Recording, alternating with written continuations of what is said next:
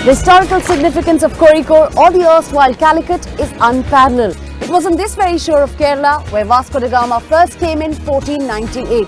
It's been 500 years since the claim of the West on India. But Kerala's coastal Kozhikode is home to another epoch. The reclamation of the Indian concept in management education, the globalization of the Indian thought. Hey guys, I'm Reena Bhardwaj. You're watching our sponsored feature, Shining Bee Schools of India. I'm at the home of the 5th Indian Institute of Management, Iim Kozhikode, but the first IIM to have designed a module on Indian philosophy and values. Let's take a look.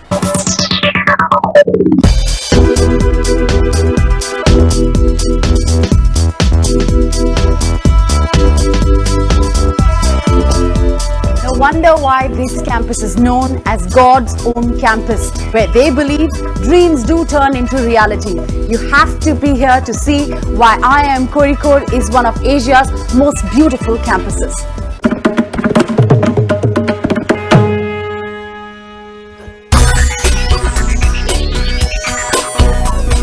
World-class facilities, numerous faculty and a wide range of academic programs. But there's more to IIMK. The institute has some grand plans for the year 2047.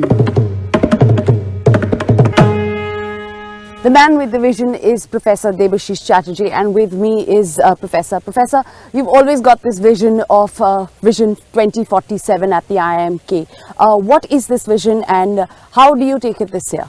Well, 2047 is when independent India becomes 100 years old and when IIMK becomes 50 years old as an institution. So we thought that there is a synergistic value here. And if India is the richest country in the world by virtue of human potential, we have to have a voice that is of planetary proportion. So globalizing Indian thought really means that things such as frugal engineering, langar, jugaad, all these will have to find a voice, a vocabulary. So far the discourse around globalization has been largely westernized in our academia. Right, and the way you've also Indianized this campus, I mean from this lovely Arjuna here to the Arjun path, even your logo has Arjun as the bow and arrow. Right. So why is Arjun such an important and integral part of a contemporary B school like IIMK? You see, the man represents not just a mythological frame. He represents aspiration of the youth of India.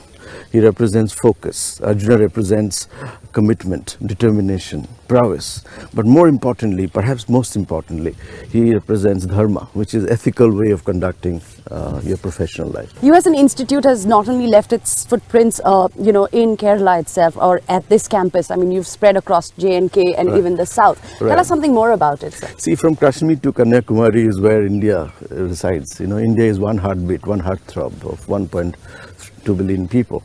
Now that heartbeat has to be captured in a national institution. So we decided to open 2 digital campuses, one in Jammu, Kashmir, the other one is a real campus in Kochi. So you can see that we represent the country in a way that we should. If IIMs don't do that, who will? Thank you so much for talking to us, sir. Thank you.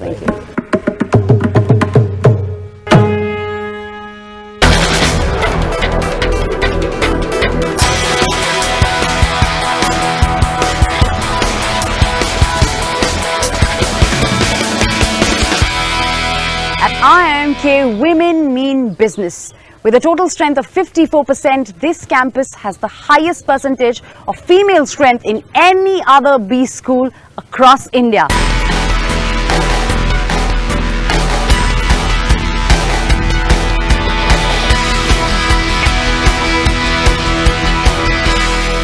Now, I may not be an IIMK pass out, but I do have a special connect with this institute, and that's A.F. Matthew, one of my teachers who taught me back in college. It was so good to see you, sir, here.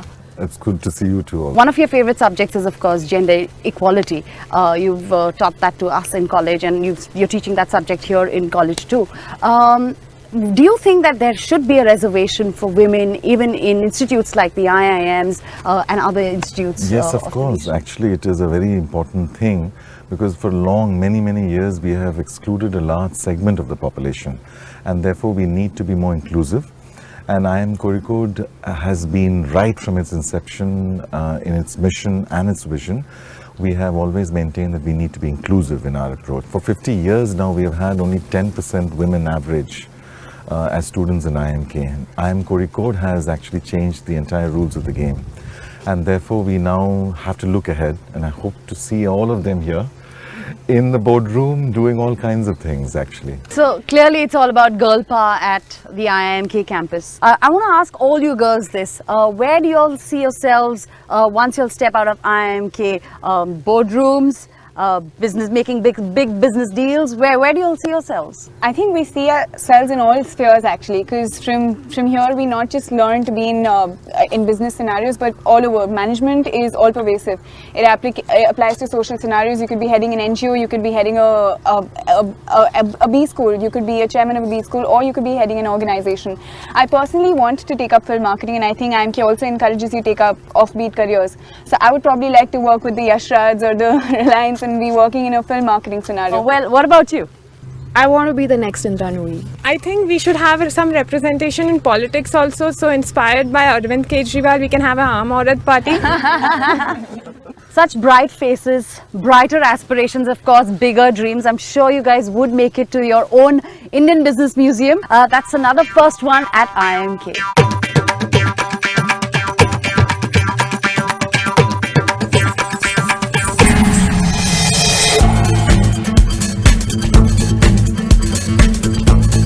From the medieval to the modern, walking around this museum, you realize the infinite bank of knowledge we have with us. And the Indian Business Museum, India's first, collects, consolidates and showcases the vast wealth of Indian business history.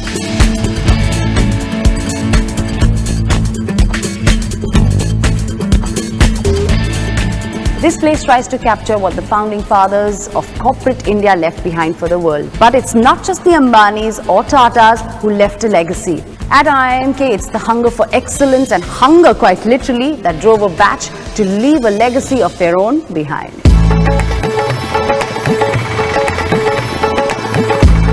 Hungry on campus?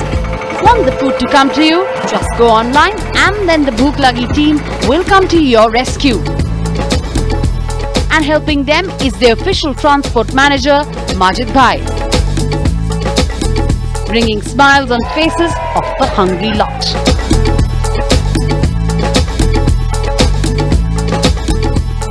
What is interesting is that this particular enterprise is passed on from batch to batch. So PGP 15, for example, started this particular venture. Today we are talking about PGP 17. Last 2 years this enterprise is, passed on from generation to generation. The students pass out, but the enterprise is alive on the campus. So that's one innovation. But apart from that, if you look at, this campus is looking green, but there's been a lot of effort to keep it green as well. With a strong emphasis on water conservation measures in the curriculum, the Institute practices water harvesting to the core, replenishing the reservoir that makes the Institute self-sufficient. As soon as you enter this campus, the first thing that you notice is its lush greenery. Then you soon notice how rooted it is, how rooted this campus is to the Indian thought and to the values of Mother Nature. As tradition goes, I'm leaving behind my green footprint.